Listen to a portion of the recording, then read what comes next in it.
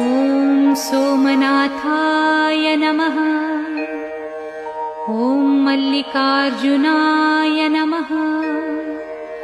ॐ महाकालेश्वराय नमः। ॐ ओंकारेश्वराय नमः। ॐ वैद्यनाथाय नमः। ॐ भीमशंकराय नमः। ॐ रामेश्वराय नमः। ॐ नागेश्वराय नमः। ॐ विश्वेश्वराय नमः। ॐ त्र्यंबकेश्वराय नमः। ॐ केदारेश्वराय नमः। ॐ भस्मेश्वराय नमः।